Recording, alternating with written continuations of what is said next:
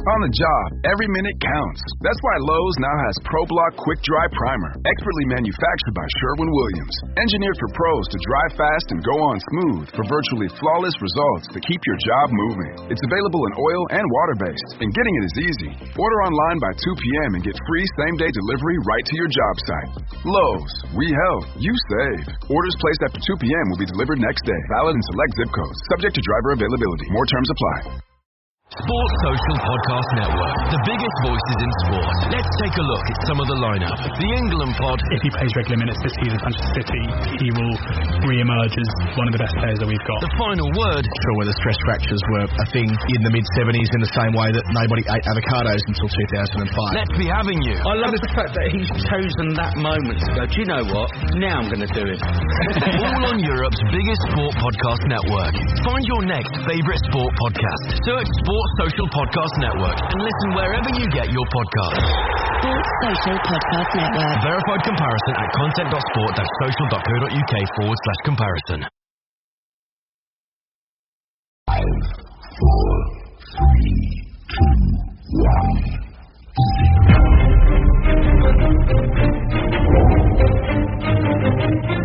Christian Moore back to Jack Goodchild on the blue line. He manages to get it wide to Jacob Minter. Goodchild with the shot, and the Slough Jets are taking the lead on the power play with 23 seconds remaining. And Jack Goodchild is Kane Russell with the shot cross goal. No need for the save from Lorne. And Campbell has found himself on. And it's 3-1 to the Johnson Chieftains. They have him like England.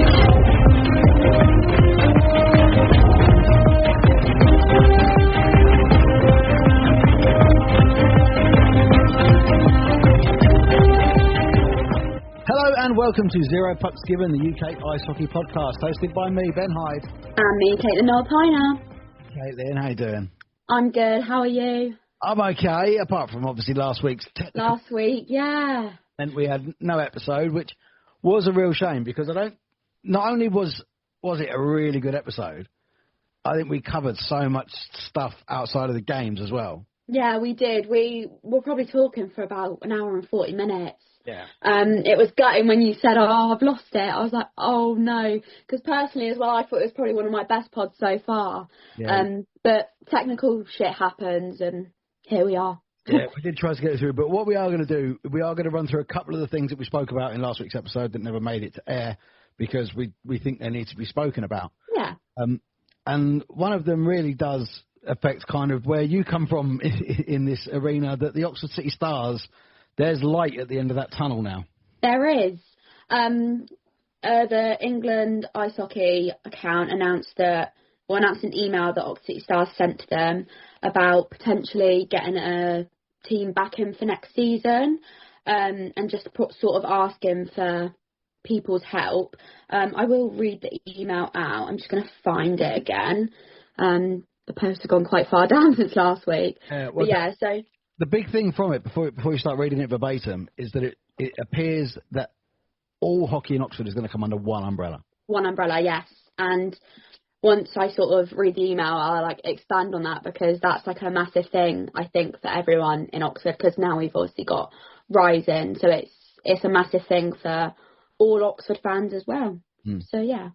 But so the email read, Oxford Junior Stars Ice Hockey Club is inviting expressions of interest from individuals or groups, both local and from the wider ice hockey community, who are passionate about reviving the Oxford City Stars NIHL 1 team. We're looking for motivated people to work collaboratively to bring senior ice hockey success back to Oxford, working also with our Oxford Rising Stars NIHL 2 team to create a strong, sustainable pathway from learn to play right through to NIHL 1 level and then beyond. Oxford boasts a solid relationship with Oxford Ice Rink, who are committed to supporting hockey at all levels in the city.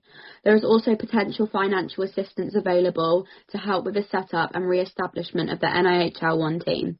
With ice time already secured, a rapidly improving junior system, and a pool of talented players currently competing in under-19s Div 1 and NIHL 2, this is a fantastic opportunity to build something lasting for the Oxford hockey community.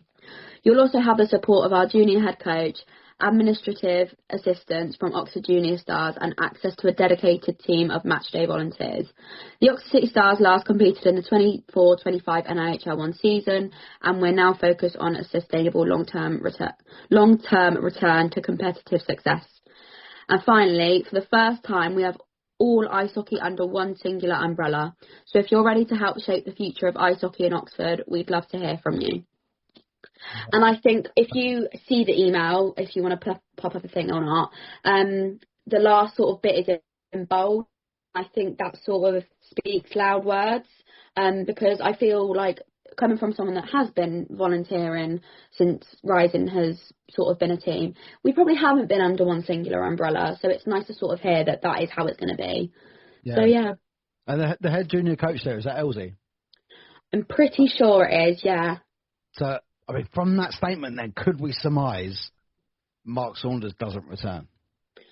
No, I don't think he will. No, he probably won't. I don't think he left before the club went down. I just think it was an issue of we just didn't get a team in enough time. So yeah, I just don't think he'll sort of go back to that. But it also depends who sort of comes in as director, I think. Yeah, I mean, a couple of years ago, I tipped Oxford to finish top 4 a couple of years ago. He got some good imports in. When Shane Moore was GM, it was all really moving in the right direction. Simon Anderson was actually the coach at the start of that. Yeah.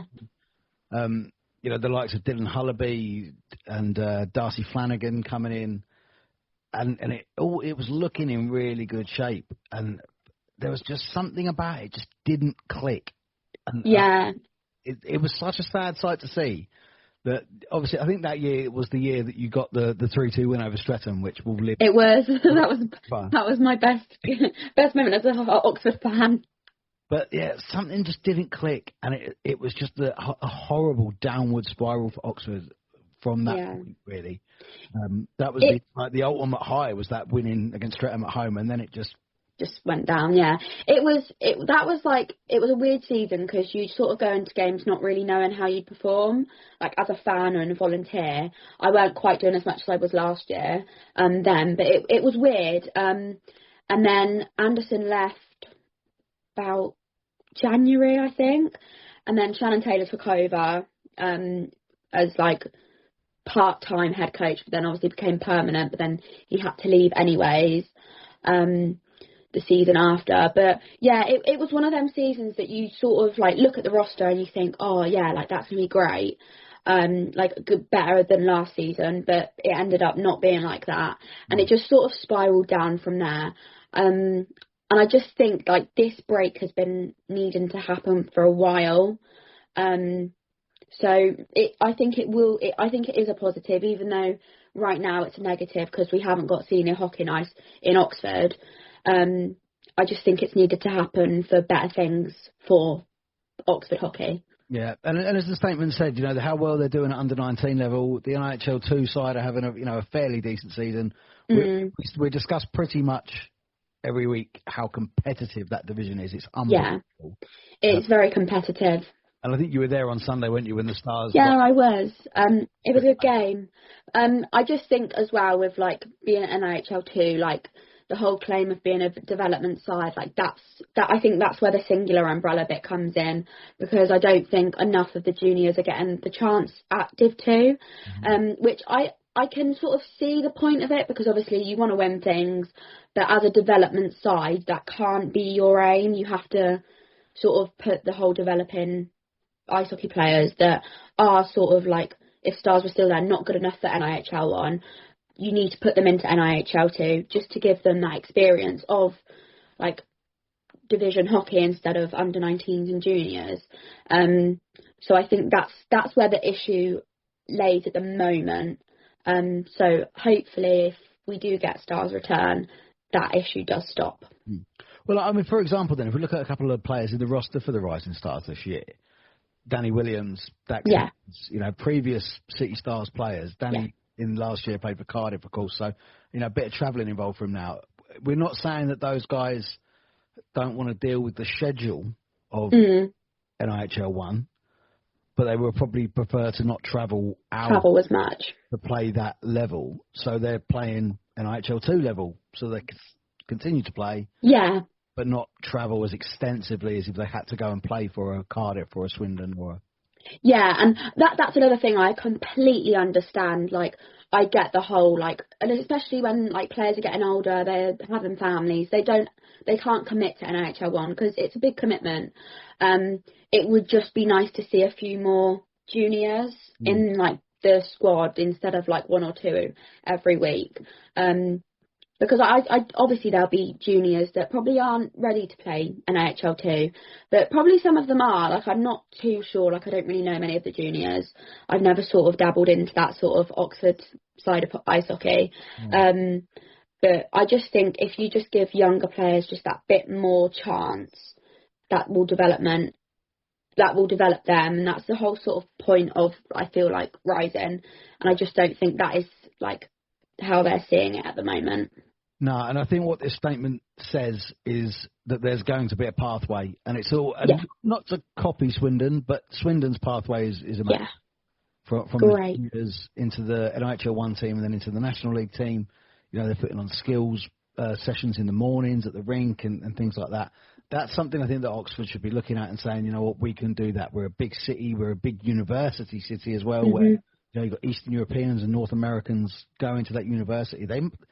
Surely some of them can play. Yeah, of course.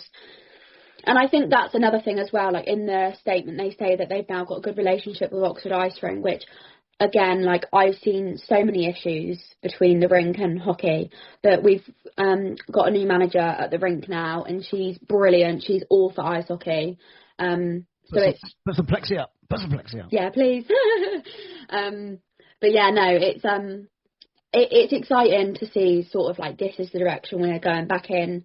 I just hope like people can offer help, and again, if you can, it's not a cry out for help. It sort of is. We just want someone who is going to be dedicated to bringing Oxford City Stars back, and yeah.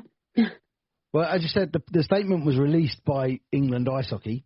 England Ice Hockey are kind of the governing body for the NAHL, the NHL 1, the NHL 2. And as people might know in this country, it's a little bit all over the place, the governance in ice hockey. Ice Hockey UK, they will control the Elite League. So there's the separation between the professional and the sort of semi-professional area. And then, of course, Scottish Ice Hockey, they run the Scottish Ice Hockey Leagues, the SHO up there. They've, of course, got an English team up there now in Whitley Warriors playing in the Scottish League. But this week, all three of those organisations have put forward together their plans to merge and create one governing body, which I think is exactly what the sport needs. Yeah, that is exactly how it needs to be and exactly how it should be.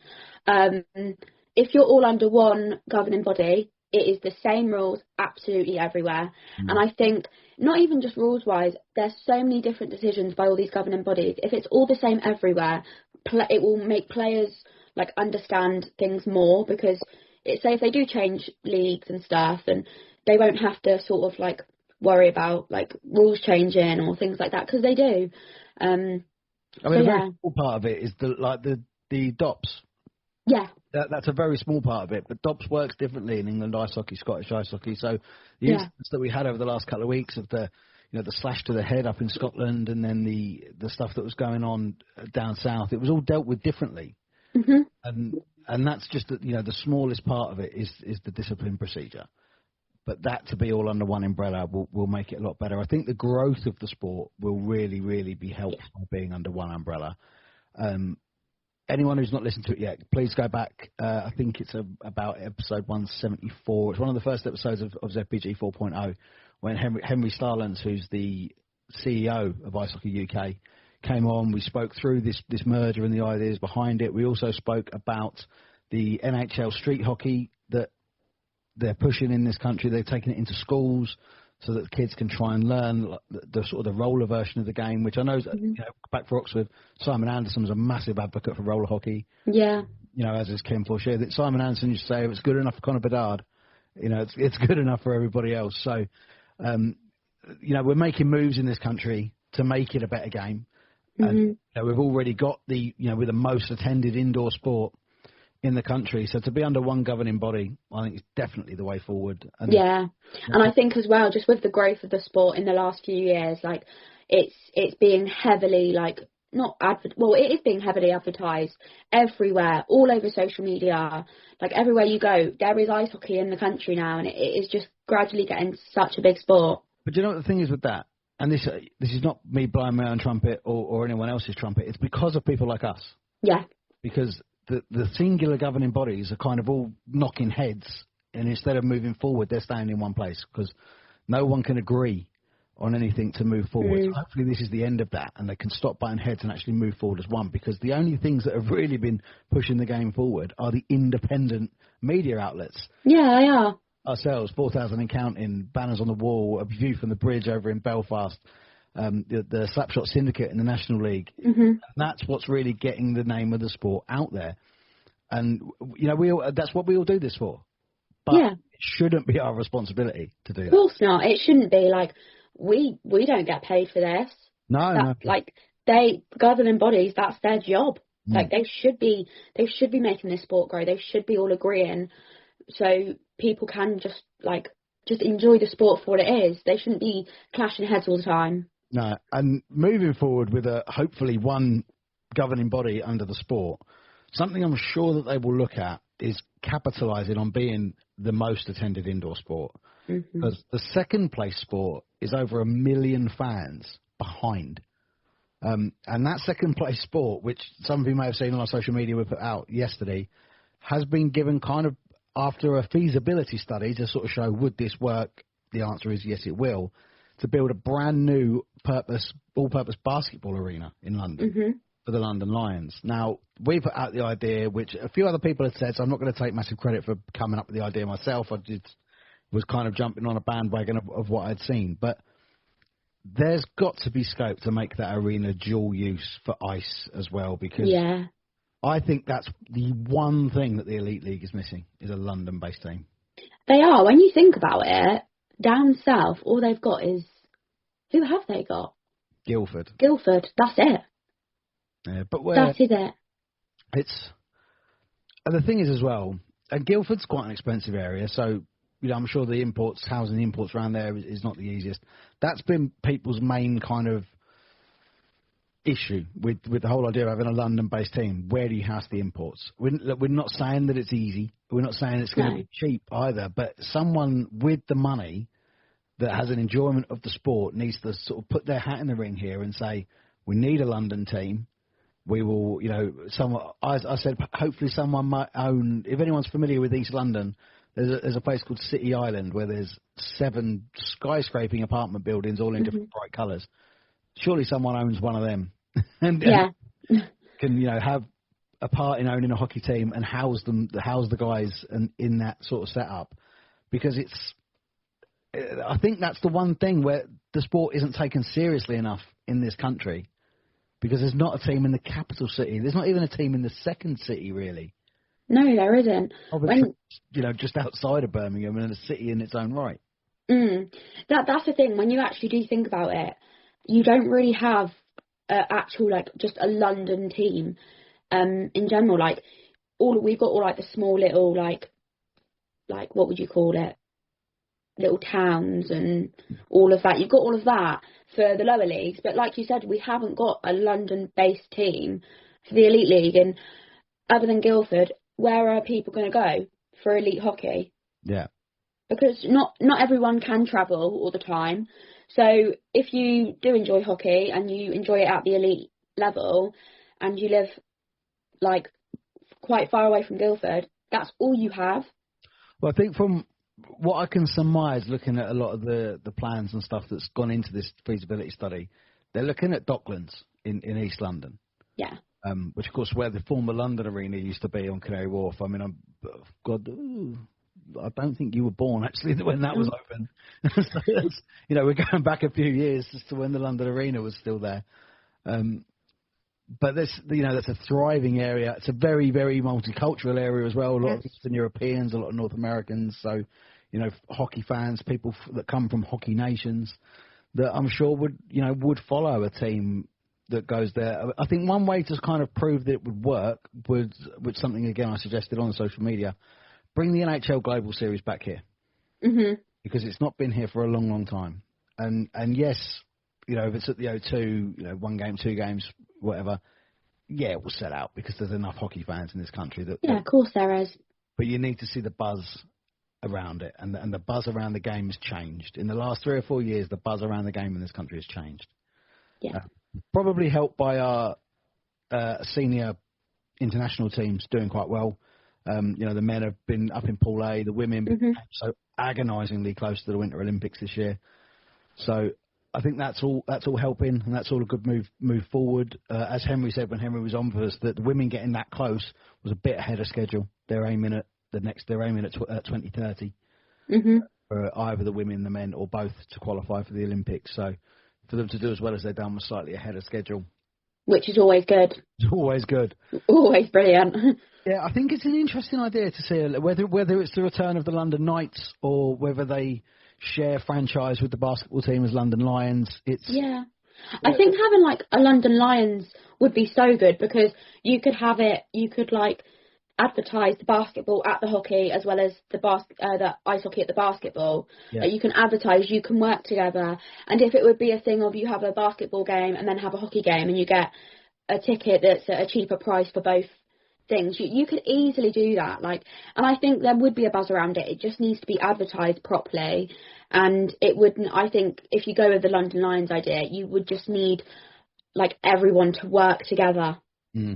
Absolutely. And I think a few things that people have brought up, not negatives, but challenges, would be, for instance, the amount of basketball that's played, the amount of hockey that's played, getting the arena ready. For me, the basketball training does not have to take place at the arena. That can take place literally anywhere.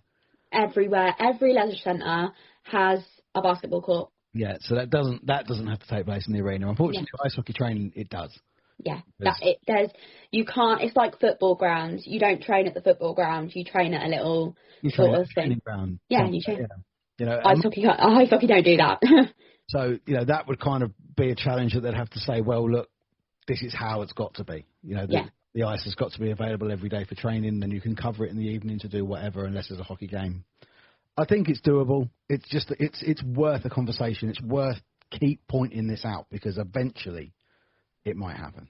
Yeah. The more people talk about it, the more people that can make it happen will see it, and they'll actually think this could bring a lot of money in for me. Because unfortunately, that is what will do it if someone thinks they're going to make profit from it, which is unfortunate. But obviously, if you're that rich and you're already putting so much money into something like this, you obviously want something back from it. Yeah. So it's just sort of getting the word out so these people that could make it happen do make it happen. Well, that's an interesting point you make about the profitability and whatnot, because I think that was spoken about a lot this summer when we were kind of in limbo with the 5 Flyers in the elite as to whether they were going to come back. And I've been a believer for a long time that not especially not the lower levels of hockey under the elite league, no one should be making money out of the sport, because you're there for the love of the sport and to keep it alive.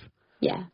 Not to make a profit out of it. At the professional level, I completely understand owners and stuff wanting to make a profit, but this is the elite league in the UK. This is not the NHL. We are down in the low teens of the leagues in the world rankings. So profit might not be at the very top of the list that you're going to make. Yeah. It'd have to be, for me, someone who genuinely loves the game and wants to see a London team. By all means, I don't want to see anyone taking a loss. No one should be losing money. Break even. Just break even. Yeah, I think it's a fair point you make. I just think if you're playing at the top level in the country, I do think whoever would want to do this would probably want to make something from it. But it's such a good idea because they probably would make profit from it, even if they don't want to or not. That it's such a good idea. And if it was like a London Lions franchise, like you said, they'd make millions out of it, because it would just be it would be attractive to people who just love sport in general. Yeah, well, and I think something that would be really, really interesting to do with it, because, I mean, anyone who's seen the documentary Welcome to Wrexham, which is absolutely fantastic. It's brilliant. And, you know, that kind of idea, and I know that people did kind of prod Ryan Reynolds online, because obviously he's Canadian, he's a hockey fan. You know, someone with that kind of level of money that's not going to miss a few million a year. Yeah. And then you could also, you know, make a documentary. You can catalogue, you know, the rise of a franchise from nothing to the Elite League, and I think it'd be fantastic. And yeah, you literally took my thoughts out of my brain, because I was literally, that was the whole way I was going down, like an actor or someone that is famous, that has a lot of money, that wouldn't mind losing a few quid if they did. That was exactly the route I was thinking about, how Wrexham did do that. And you could easily do that with an ice hockey team, because it's been proven that it is the most attended and popular indoor sport in the UK. Yeah, and because the thing is as well, if like what I don't know about this feasibility study in this arena, who's funding that? Because if basketball has 1 million less fans than ice hockey, why isn't ice hockey getting that funding to build, you know, purpose-built arenas and better training facilities? Because it's bigger. It is, yeah. Well, I'm not going to stand here and say it's better, because people that like basketball will disagree. But yeah, of course. If you like basketball, I very much doubt you're listening to this. So yeah, it's a bigger sport. You know, there's more people involved in it. It just blows my mind that there's, from the top, like, governing bodies of the UK sport, not just, you know, our own governing bodies, which hopefully at the end of, you know, the week, next week or so will be one governing body.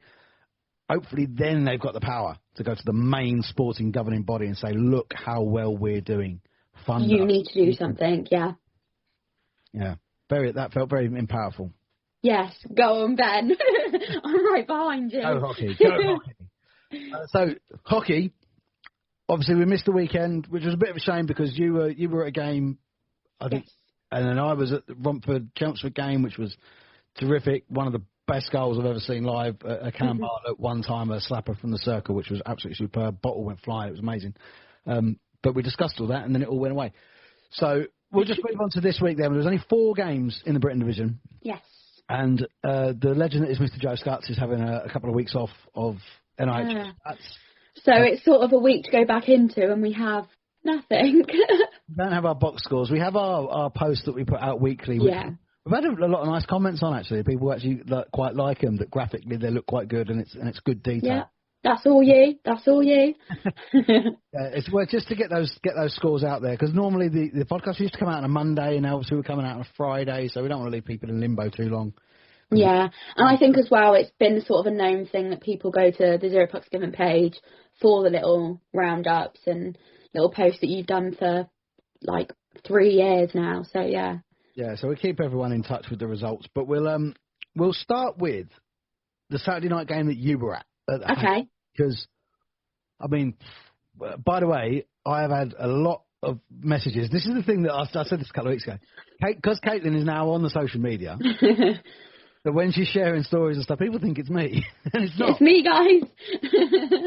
I literally message go, Slough. I go, where are you? I can't find you at Slough. I was like, I'm not there. So, yeah, well, I mean, I did put a little story of me after the game, so if anyone's confused, maybe I'll start posting a photo of me before the game starts, so you know it's me and not Ben. I mean, we had some lovely messages about the content that you were putting out, because the story stuff was terrific. You caught a couple of the goals as well, which was yeah. You caught a fantastic angle of the fight between Grant Bartlett and Luke Snittle that Hockey Fights UK loved. Yeah, front row view. Thank you, boys. In front of you as well. It was super. Yeah, right in front of me. But the game itself was just bonkers. Like, the score would say different, because when you sort of see a score like 11-3, you're like, that's completely dominant. And it was a bit, but when I tell you, if you were to take someone that's never watched ice hockey in their life to that, they would go every week. It was such a good game. And again, as a neutral, I sort of appreciate more when a game is good, because there's no bias in it at all. That was one of the best ice hockey games I've ever been to in my life. And it was just so exciting. I have seen people say that they were there when it was their first one, and that's they're hooked. Now they're hooked. Yeah, it is games like that prove that this level is it's not just sort of a beer league. Like, that is serious hockey. But yeah, I mean, it was just crazy. Like, goals, fights, just skill as well. It was just so entertaining. And I mean, a really early goal as well. I think 14 seconds, was it? Sasha? Yeah. So going into the game, like, I actually thought Chelmsford had it, because I thought the last 2 times they've met, Chelmsford have sort of like know how to wind Slough up, get Slough in the box, score. So I thought it's going to sort of work out like that, because I just think Chelmsford sort of, I don't know, they had I thought they would have the eagerness. Then Sasha Maltsev scored 14 seconds in. I thought, yeah, I can see this being the Chelmsford win. But no, Slough hit back, and I think it was 3-1. I think it was 3-1. Yeah, end of first it was 3-1. And then obviously with all the sort of fights going on, there was quite a few scuffles as well, a lot of situations.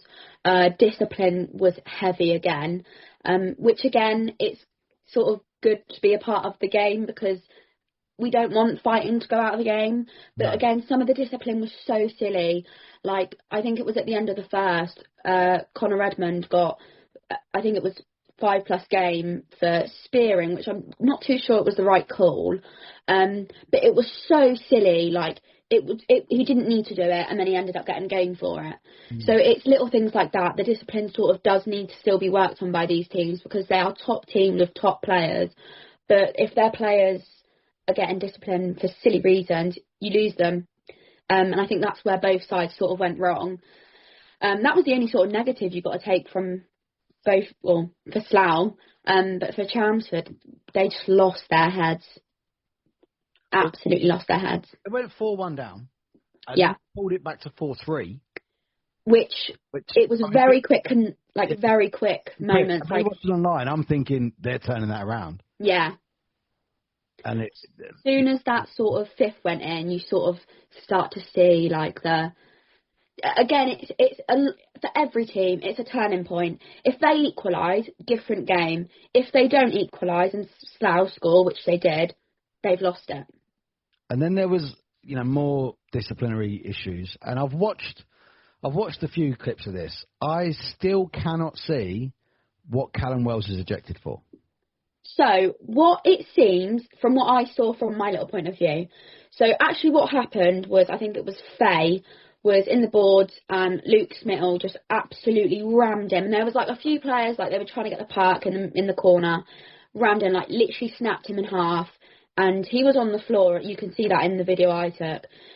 Callum Wells goes straight in, tries to go through him, blah, blah, blah. He was going, then they got like taken to the box. Wells sort of went back to Smittle for another go. Then the refs sort of got them apart, went to the box. He got in the box, mouthed off, then he was ejected. So what I sort of thought was he's told the ref to do one, pretty much. Yeah, misconduct. He's got 5 misconduct. Yeah. So it's, again, he probably just didn't stop. Again, it's like, you're just angry. He was clearly very pissed off by what happened. Just wanted a fight. Luke Smittle didn't want it. Sort of, I mean, he already had one that night. He probably did want another one. Yeah, he had already gone with Grant Bartlett, which is the one that was right in front of you. Yeah. And again, I mean, we spoke about Luke a couple of weeks ago in this tone that he's so fucking annoying. He's such a good player, such a good player, but he lets that side ruin his sort of reputation. Yeah, and I think a lot of players in the league that I've spoken to on the pod and off the pod, and I think even coaches that we've had on the pod, they would almost pinpoint Luke as, chat shit, you get banged. Yeah. And he, a lot of the time, will chat shit and then not want to get involved. Fair play to him getting involved with Grant Bartlett as well. From the looks of Grant on Sunday night, he looks like he might have got a dig in or two, because Grant was sporting a good shiner. And it did look, that was a terrific fight. The fact that the refs, though, should have done a little bit more. I mean, similar to what we saw a couple of weeks ago, I think it was Slough Chelmsford at the Riverside, when the linesmen, it was Lack and Miles, and they were straight in there. Just let them go. Leave them to get on with it. The only thing at that one, because of the position it was in, they probably should have took the goal off the pegs, moved the goal out of the way, and given us a bit of space, because that kind of forced them into the boards, which, you know, you want them to have a bit of space really, rather than being right on the boards. Despite the brilliant angle for your video. Yeah, that again, thanks. The only issue I had with that fight was, I think if you actually, I mean, I don't think you can access. Oh, you can on hockey fights, but you can hear the sort of crowd sort of say about at the very start of the video, how 4 guys are on him. Now, how not one of them got called for third man in or something is beyond me, because he did have like 4 counter blokes on him. So that wasn't a call. That should have been a call that I thought wasn't called. But you know, he stood his ground. He did what he had to do. It was a decent fight as well. Like it weren't bad. Like it's 2 sort of renowned players for that side of the game, and it was just a good fight. So was it after? Because obviously we haven't got the box stats to look at everything that went on. So I'm going on your memory of the game. Was it after Callum Wells's ejection that Chelmsford? No, it was before. Was it? But the 5-minute penalty kill that they were on. That's what killed the game off. What was that? I think that was after. I think that might have been what it was, actually. Because I think Slough were on the power play for 5 minutes, and obviously those who might be new to the game, on a 5-minute power play, if you score, you don't get your guy back. It just keeps on going. And Slough scored 5 goals in that 5-minute period. Yeah, I'm pretty sure it was that. I honestly cannot remember. So much has happened since bloody Saturday. But I'm pretty sure it was from that.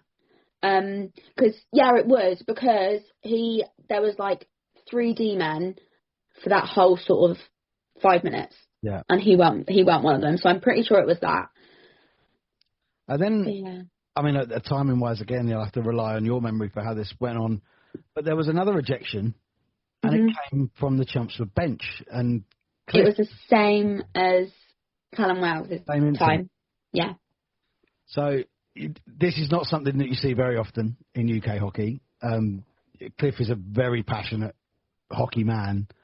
I can't imagine that he would be, in his mind, speaking out of words. I haven't spoke with Cliff. To be fair, as I said earlier, we have no coaches' thoughts this week at all, because I've just been incredibly busy, and the guys, I really do appreciate the time that they give the pod. Cliff has been doing it longer than most, but I was under the impression that from this week, if Cliff wanted to talk about it, I think Cliff would have reached out to me. Yeah.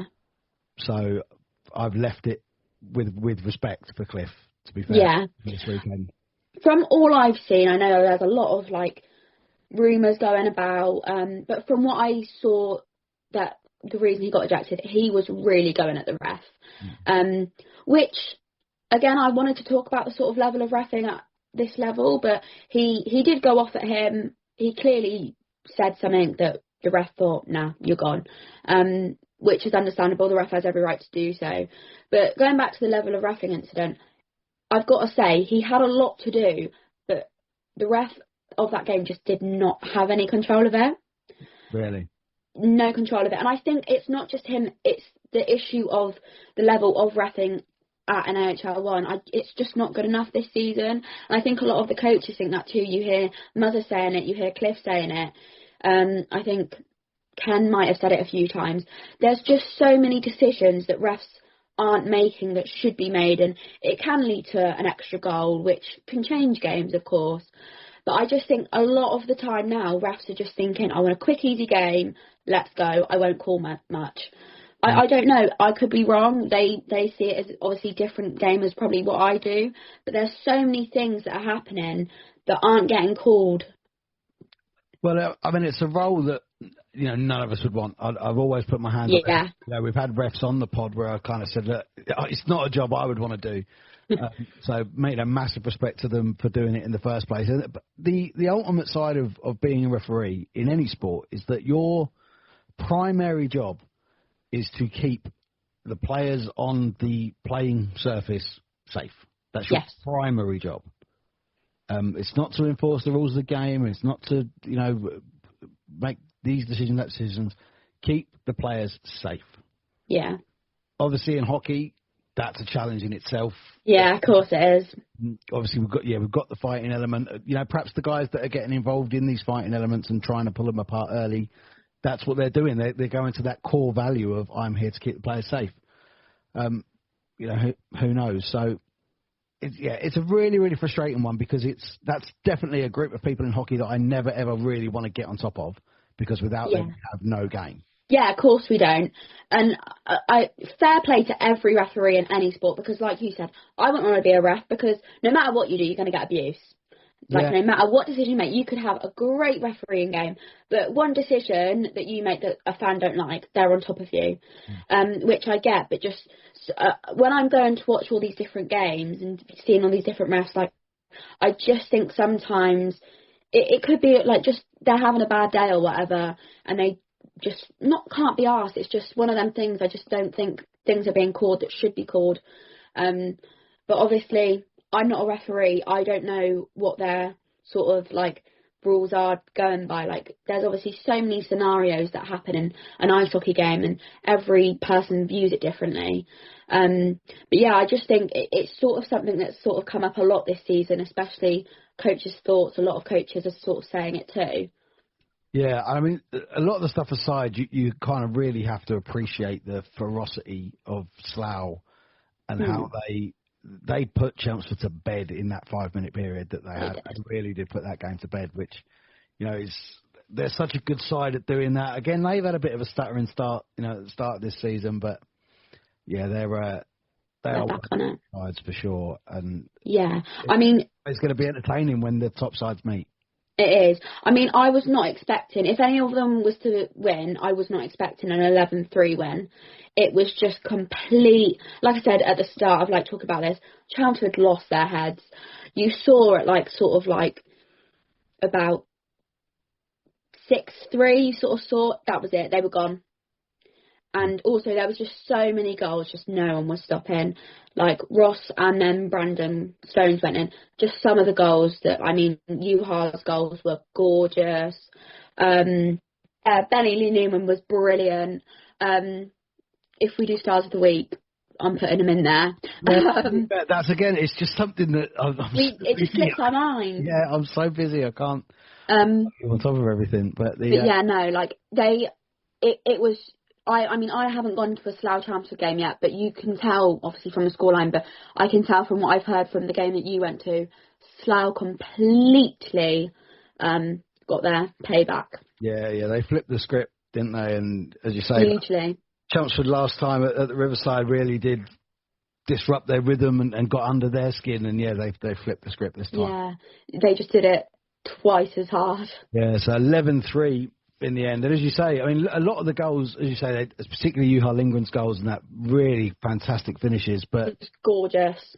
Yeah, it did. Every goal I saw, it looked like, was it that good a finish, or did both Ross and Brandon have off nights? It was a real strange kind of. Yeah, it was a strange one. I think just Chelmsford as a whole, like there was no sort of like morale there. Like they sort of, I don't know. Even when they were ahead. Yeah, I thought, I think they could win this. But soon as sort of Slough equalised, I actually saw, you didn't see the change, but I just felt that Chelmsford weren't there. Like they didn't, it's not like they didn't care, of course they cared, but there was just no motivation. Because, I mean, both of Grant Bartlett's goals came in very quick timing, and I thought they could turn this round. But even then, it's like, you're one goal away from turning this whole game around, but there was just no motivation. No, that's a very strange one because I've been playing really well recently. Yeah. It seemed to start to click. But yeah, 11-3 victory for Slough. That one was in the league as well. The previous 2 victories for Chelmsford have been in the Challenge Cup. So, that kind of just throws the league all back up in the air again, which is brilliant. Yeah. Because we like to see it all. Yes, we do. Packaging. 2 other games that night. Down at Gosport, Solent Devils, they seem to be back on it now. Yeah, they're back on it. A couple of dodgy results and obviously all the shit that went on with Planet Ice Gosport, which hopefully is sorted because, I'm going to be down there December 13th for Solent versus Chelmsford, which, I mean, to be fair, I think this was, again, something we discussed a lot last week, is these league/cup games. coming now up to trying to book those semi-final positions. That's Swindon are there; they're already qualified. Yeah. The other place is going to be between Chelmsford and Solent, and that's going to be a dogfight. 8th is going to be one hell of a game down at Planet Ice. Yeah, I mean, if I could get down there, if I'm not doing anything, I will try my best because that will be a really good game. That is, yeah, I think both sides will really want that because it's silverware at the end of the day. Yeah, and obviously that was the two that was in the cup final last year as well. So Solent have got a little bit of payback waiting, but they took care of Cardiff on Saturday, obviously avenging the defeat they took to Cardiff the last time at the Vindico. A hat-trick from Harry Harcutt, Ollie Crackett, Cameron Buckle, and former Oxford man Travis Penny. Yeah. Getting on the score sheet as well. I think it was Josh Paul that got the Cardiff goal. It was very difficult to sort of try and gauge a lot of the stuff that was going on because there's no box scores. We were trying. Yeah, you sort of realise how helpful it is when you ain't got it. We were picking it all up live as it was going, but yeah, I think 7-1 is very close. I think you might have said 6-1. Potentially, I might have said 6-2. Can't quite. I can't even look back. Yeah, I can say let's look back. Yeah, I said less goals for Solent, more goals for Cardiff, although a Solent win. But I think definitely you were closer. Yeah, I just thought Solent will sort of want to get their sort of winning streak back, and obviously losing to Cardiff at the Vindico, they wanted it, and they're one of those teams when they click, they're unbeatable. They're so dangerous. Yeah, and it's as you said on that that home rink is really dangerous for them. A lot of teams do struggle when they go there. Although I mean, and I brought this up on the podcast a few times. The very first time I went down there and watched Chelmsford, they outshot Chelmsford 41-27, I think it was, and Chelmsford won 9-0, having been outshot 41-20. Bloody hell! Sonny Phillips had just the most inspired game and greatest saves with the blade of his skate that I've ever seen in my life. Oh my God! Unbelievable. And I've never seen anything like it at Gosport ever since. It's very rare that you get games there with shutouts because the ice is so small. You can score direct from a face-off, which we've seen there a few times. Yeah. But yeah, that was an astonishing game. So I'm hoping for something similar when we go down on December the 13th. Yeah, hopefully. And like I said, if I can get down there, I will try my best because I've got family that sort of live that way. So yeah. It'd be a good game. We're taking my uncle down there. He's even though he lives down that way, he comes and stands with the Chelmsford fans, and he Again, I'm a neutral wherever I stand.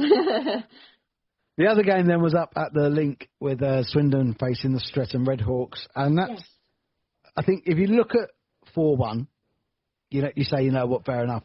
I think the stats when you look a little deeper show that it was a lot more dominant from Streatham than the score would suggest. 4-1 would suggest, a relatively close game, maybe an empty netter at the end, because it was all tight. But the way that they control games, Streatham, again, when they're ticking, when they're in their rhythm, the way that they can control games is just phenomenal. Yeah, it is. And I do think they will probably, obviously it's hard to say now, but I think Streatham will reclaim their title this year. They are just so good at doing what they can. Like, it's just insane.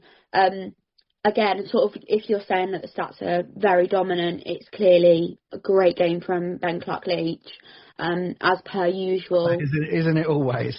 Isn't it always, as per usual. But yeah, again, it's sort of a positive for Swindon to take, but again, it's no points. But also now it's like Streatham have had their many years of absolutely thrashing people every week. Maybe it's just time they just want to win, not so heavily. Like, yeah, it's always good to get as many goals as you can, but as long as you're winning, it doesn't really matter. No, I think that could be something that we kind of pointed out with the Streatham preview that we did with Zara, who does their social media, that there's not a great deal of addition of youth to that roster, and there hasn't for a little while. So every year that they go on, and obviously they're still always an incredible team, but every year, Watt is a year older, Ziggy's a year older, Paint's a year older. They potentially they are slowing down a little bit. Yes. but they're still so dominant with their skill level that it doesn't need to be done at 100 miles an hour. They can do it at 75 miles an hour, and it's still exactly. It's they're still getting the same points from it. So again, it doesn't really matter. I highly doubt ice hockey will ever come down to goal difference. No, I think that's like the third differential, I think, that they get to. Yeah, exactly. Like, it will hardly ever go down to goal difference. So it doesn't really matter how many you score. Obviously, individually, it's different because you want to be a top point scorer. But yeah, I just think playing a game against Streatham, I mean, only losing 4-1, of course it's a positive to take for Swindon. Yeah. They're still probably my top team this year. Like, just shocked me completely. They're performing still so well.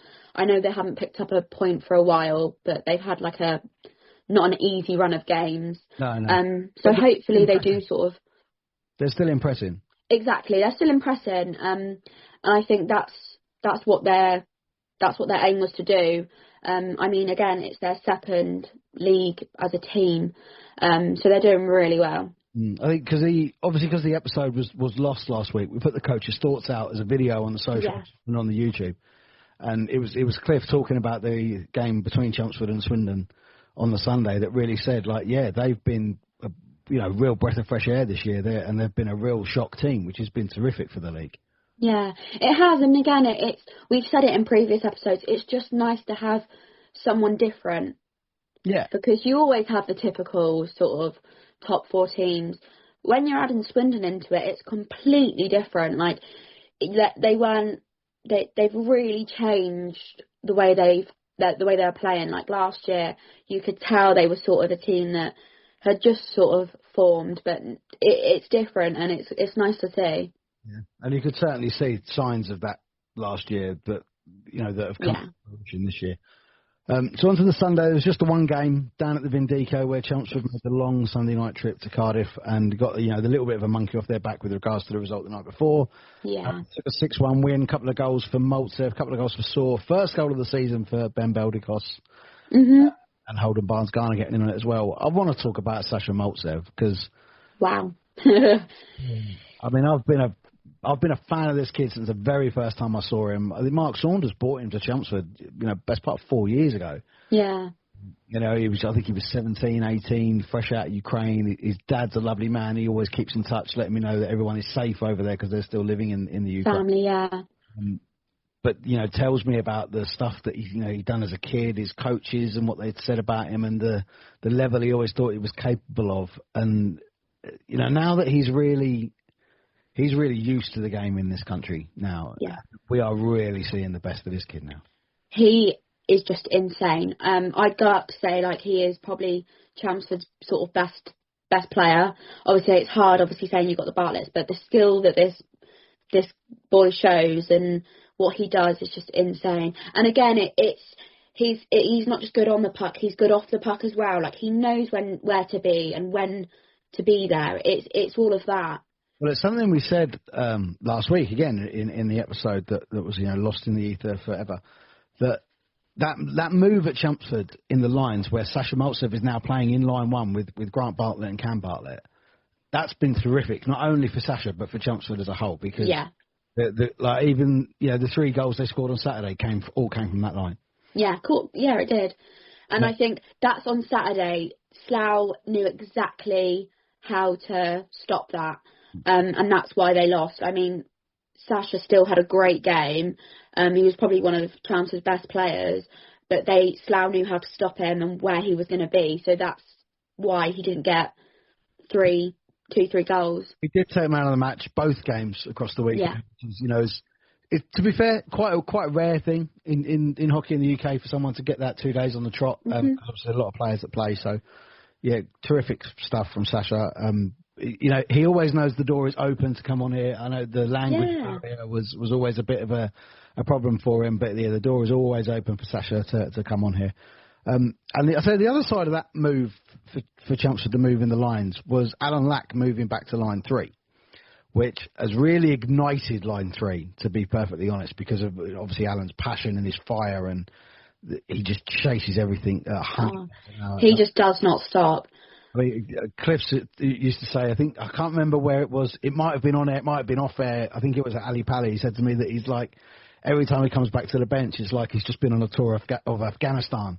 And then you just go, like, you ready to go again, Lucky? And he just takes a deep breath in, and yes, he's ready to go again. Yeah, it was actually funny. After the game, me and my mum were saying he just does not stop. Like, he is there for absolutely everything. Every aspect of the game, he is there. And, like, he's not young. Like, he's not, like, the quickest player ever, but he will always say, I see you smiling there. He's younger than me. He just does absolutely everything he can, and I think a lot of people in the sport, if he's not on your team, probably don't like him. They see him as like, oh, that annoying player that fucking every team has. I can't remember whose phrase this was, but the wasp at the barbecue. Yeah, he's just that annoying player. If he was on your team, you'd love him, but if he's not, you're going to absolutely hate him, because he just puts 100% in all the time, start to finish. Yeah, funnily enough, he was involved in a little clip that is out on our socials now of Chelmsford against Slough in the playoff semi-finals at Ali Pali a couple of years ago. I shared this clip because Chelmsford scored 3 goals in 70 seconds. It was mental. Lucky got the third one of those 3. And we're sharing it out to see if the Shep mates will do it. I don't know if you've seen these guys online, a couple of Australian guys that mime commentary of like big sporting things. They're hilarious. We're going to try and see if we can get them to do a British ice hockey one. But the thing with Lackey is, obviously, like you say, if he doesn't play for your team, he's the wasp at the barbecue that's causing all this havoc. There was a rumour. We discussed this last week, and obviously the episode got... Yeah. But I really, really wanted to discuss this because the rumour mill in UK ice hockey in the summer is fantastic. Yeah, things come. You think, like, where the fuck has that come from? Like, we actually want to know the source, because I think half the time just people come up with it, like normal fans like us come up with it, post it, or like Chinese whispers everywhere, and then it's like everything's happening. About 3 weeks ago, I received messages from fans of different clubs, and this is what made me think, where the fuck has this come from? Because it didn't come from one place; it came from 3 or 4 different places. That Lackey was leaving Chelmsford and going to Streatham, which I just thought, I can't see that happening. And no. To be fair, he's got a good relationship with JJ Pitchley. They played at the Bees together a few years ago. Obviously, a lot of these guys have been playing for a long time. They all know each other anyway. Yeah. So that never an issue. But for it to come from 3 or 4 different places, I thought, where the fuck has that come from? If you made this rumour up, please let us know. Our Instagram DMs are open. It went like wildfire. It was on a couple of the chat pages on Facebook, and I was getting messages from other people. I was like, where the fuck have people? Where's this come from? I just think people sort of see that he sort of dropped down to line 3 and think, oh, he's not going to like that, and think, oh, maybe he'll go to Streatham. And I don't know. Like, when I see it, because obviously now I'm on the social media, I sort of see these messages come through, and I'm thinking, who said that? Yeah, it is a stranger. I mean, and on that point, obviously, Lackey moving to line 3, he is still the Chelmsford Chieftains captain, despite a jersey misprint when they were doing the jersey releases in pre-season. But Alan's been on the podcast as well, and he's a terrific guy, and he speaks so passionately and so knowledgeably about hockey that his level of maturity within the game knows that if he's on line 3, it's not something to get angry about. He's there because he's igniting line 3. It's not that he's no longer doing it on line 1. It's that he's igniting another line, and that's just made Chelmsford even more dangerous. Yeah. Previously, and he obviously, I would imagine, understands that. So, yeah, I just thought it was such a random thing. And like you say, the reason that we've kind of put it out there in this platform is because if you made up that rumour, let us know. Yeah, we want to know who made it up. Our Instagram DMs are open, guys. But that cracks off. Yeah. From what was, not a busy, but a thoroughly exciting weekend in the Britton Division. Although before we jump onto a couple of bits we're going to speak about at the end, on the Sunday you went back to the hangar. I did. And you saw the Spitfires play the Rising Stars, and yet again we had another fucking mental game. Yeah, it was, again, guys, I'm not a Slough fan. I know a few of your comments on Facebook. But no, I went back to the hangar. Obviously, nice to see like a lot of the old Oxford fans and people that I don't see regularly anymore, because that was my sort of social life, was Stars. So it was nice to see a few people. But obviously I've been keeping up with Spitfires. It's a lot of Stars old players, but it was a really good game. Again, a lot of goals. Obviously, the discipline was very low. But it was a good game. You see the sort of skill through the youth of Spitfires, but again, it's sort of like parts of NHL 2 games are the exact same as NHL 1. A team turns off for 2-3 minutes, the other side are back in the game. But no, it was a good game. The last goal came from Rising, and they actually pulled Kayla Poole out of goal. And I thought, why have they done that? There's like you've got about 30 seconds left, 2 goals to score, but they scored. But obviously they just didn't have enough time to score the equaliser to go to OT. Yeah, so 6-5 in the end, I think, wasn't it? Yeah, it was 6-5. I think that's the most popular score in IHL 2 this year. Yeah, you're seeing a lot of like really close scores, like 5-4, 6-5. For you seeing the Spitfires then, especially seeing them playing at home, you've seen them playing at MK as well. Yes. Have you seen it, because they're obviously a brand new team as well. Mm-hmm. Have you seen a progression in them? Are they getting better and better? Yeah, I think you sort of see as well through their scores. They'll have some off days. Like I know they lost against Lee Valley Lions. I just think it's where they're still such a new team, like new coach, obviously a new coach, but like coaches who haven't been with like these players for their whole youth, sort of figuring out lines, and you can sort of see that from like the game I went to in MK, and they lost it. You can see that sort of difference. You can see the changes that have been made, and it's really working. Yeah, no, that's good. The MK game in the final, because I think they lost that 5-4 in the end. It was 5-4 in the end. Made aware of a shithouse moment where one of the Slough players pointed to the scoreboard when they were 2-1 up, and they ended up losing 5-4. So there's no room to be a shithouse in IHL 2. No, there isn't, especially not when you're that close. So moving on from the games then, which again we spoke about loads last week. To be fair, you know what, this is now episode 189. Yes. That is the first time that has happened in 189 episodes that one of them has just gone and disappeared. Cheers, Zoom. You know, that's not bad going, I don't think, really. No, it's not. We did have an issue, episode 28, somewhere around there, where Ellie Wakeling came on and she was in Korea with Team GB, and we recorded, and then the next day I looked and it had only recorded 15 seconds of it. So she was good enough to just do it again the following day. Obviously, she was in a hotel room in Korea, not a great deal else to do. So she was good enough to come back on and do it again. But so that's the first time that's ever happened. Yes. And also, I just want to clarify, I think I would have done it again and you would have done it again if we had the time. Yeah. It was just like we were both so busy, like our weekly schedules are mental as it is. The reason I was trying to transfer it is because I was going to Birmingham for work. I was going to an award ceremony on Thursday night, so I was going to have a couple of hours downtime in the hotel where I could have edited it and put it out. So I was trying to get it onto a memory stick, and it ended up just disappearing at both ends. Yeah. I think you text me about 50 minutes after we stopped recording saying I'm having a mental breakdown. I was like, why? It's gone. So, but you know what? It's gone. It's done. It's gone. It's the last we'll talk about it. What we did speak about was our jerseys are now available to purchase at Hercules Ice Hockey Apparel or HerculesIceHockey.co.uk.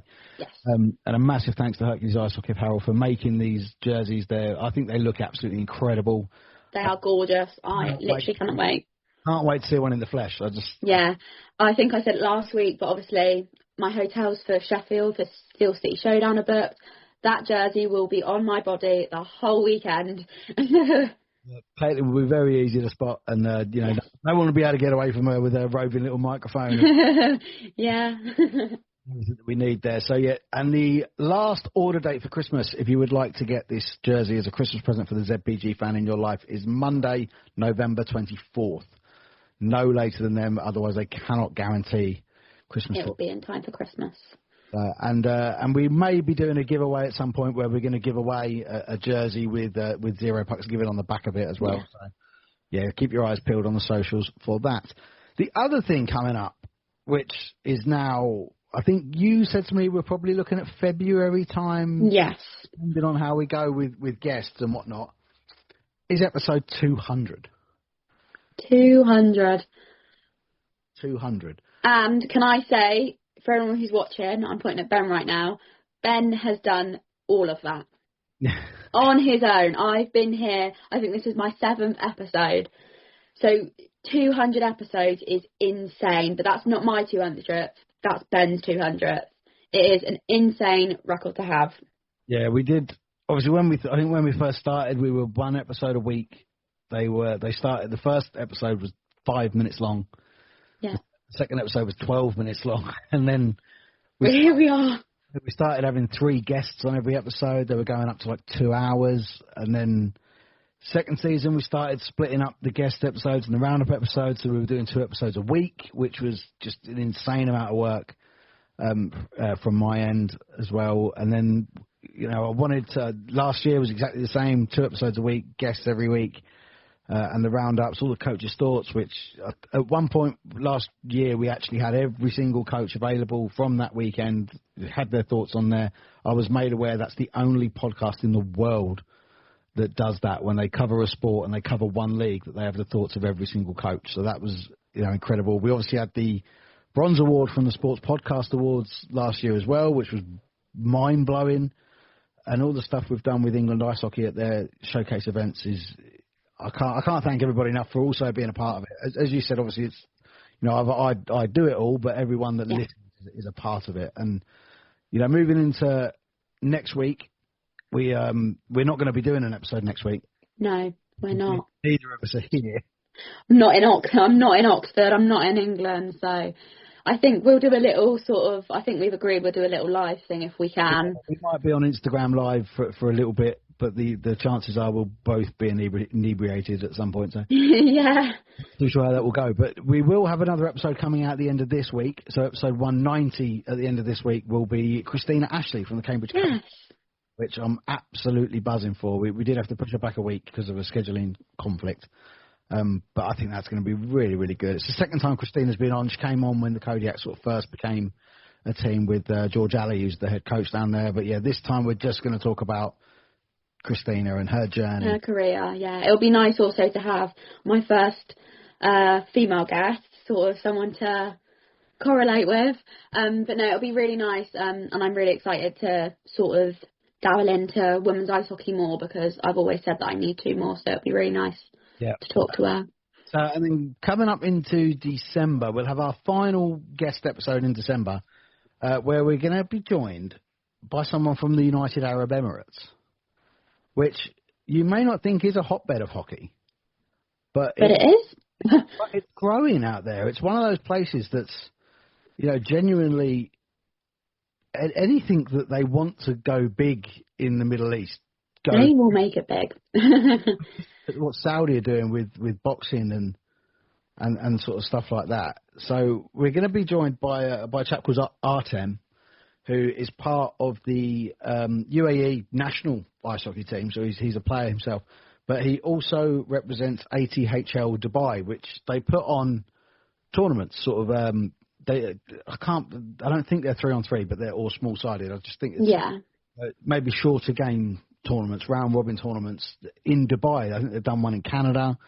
And we're going to be speaking about the speed of the game growing out there, and possibly get some English teams out there playing if they in a tournament find that possible. So it's a bit left field for us, to be perfectly honest, because obviously we focus on the Britton Division and the hockey in this country. But I think it's going to be really interesting. It will be interesting because it's something that we're both completely new to. So we're sort of going in with it with so many questions because we actually know fuck all about it. So, yeah, it will be really interesting. I'm excited for that one too.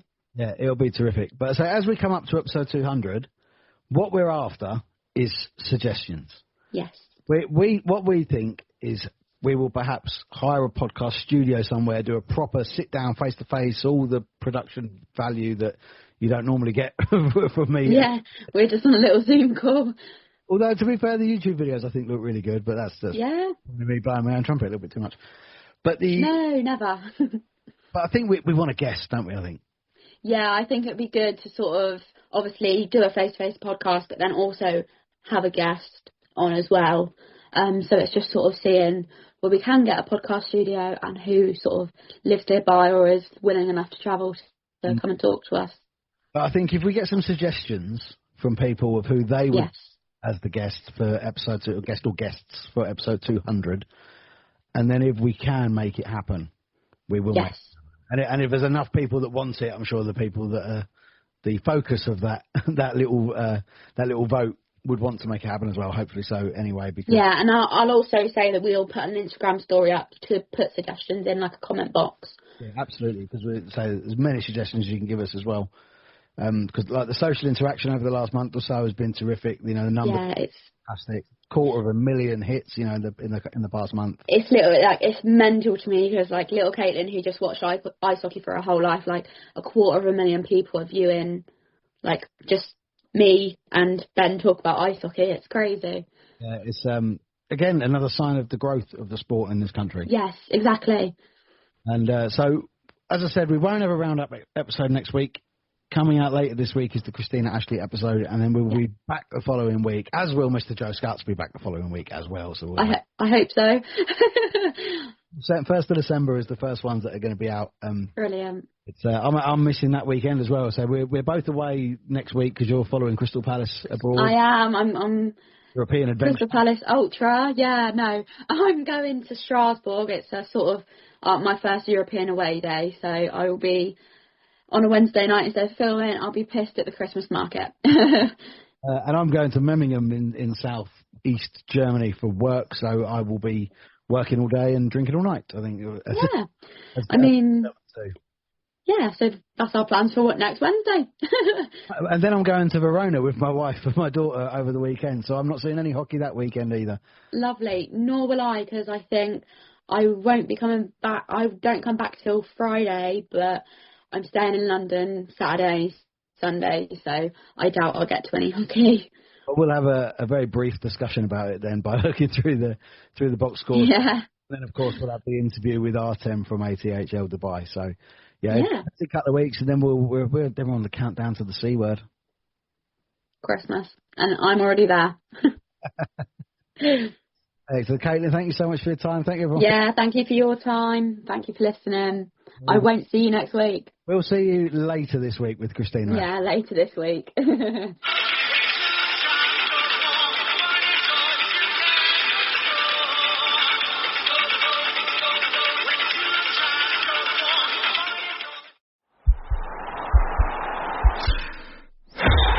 podcast is part of the Sports Social Podcast Network.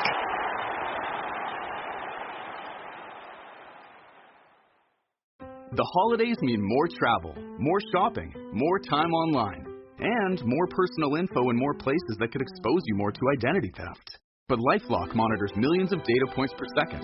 If your identity is stolen, our US-based restoration specialist will fix it, guaranteed, or your money back. Don't face drained accounts, fraudulent loans, or financial losses alone. Get more holiday fun and less holiday worry with LifeLock. Save up to 40% your first year. Visit lifelock.com/podcast. Terms apply.